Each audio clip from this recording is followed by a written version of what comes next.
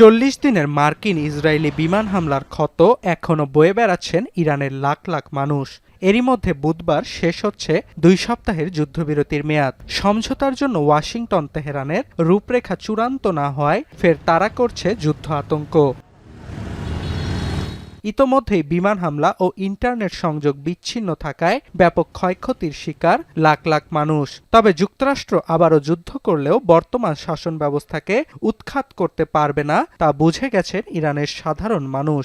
এমনকি শাসক গোষ্ঠীর দেশ ছেড়ে পালিয়ে যাওয়ার সম্ভাবনাও আর নেই বলে মনে করছেন থিঙ্ক ট্যাঙ্কের ইরান বিষয়ক বিশ্লেষক। This war is not going to topple the regime, but at the same time, it's going to make their lives much worse economically, and the government is not going to, the Iranian regime is not going to leave their positions and basically escape to Russia or other countries. এ অবস্থায় আবার যুদ্ধ শুরু হলে ইরানের উন্নত ভবিষ্যতের সম্ভাবনা ফিকে হওয়ার শঙ্কা করছেন বিশ্লেষকরা।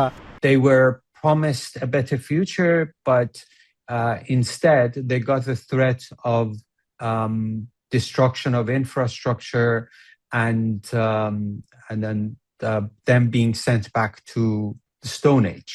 এমন পরিস্থিতিতে নিজেদের ভালোর জন্য ইরানের বর্তমান শাসন ব্যবস্থা পক্ষে এবং বিপক্ষের সব জনগণেরই হিসাব মেলানোর সময় এসেছে বলে মনে করছেন বিশেষজ্ঞরা। কারণ ইসলামী প্রজাতন্ত্রের সমর্থন করে না এমন জনগণ ইতোমধ্যেই বুঝে গেছেন তাদের প্রত্যাশা পূরণে যুদ্ধ করবে না যুক্তরাষ্ট্র। ওয়াশিংটন তাদের উদ্দেশ্য হাসিলেই মরিয়া। অর্ণব প্রসাদ, এখন বিশ্ব। লিলি আল্ট্রাসফট সিরাম জেল, যা গভীর থেকে স্কিনে দেয় 3 গুণ সিরাম হাইড্রেশন। সিরাম জেল হাইড্রেশনে ব্রাইট থাকো সব সিজনে।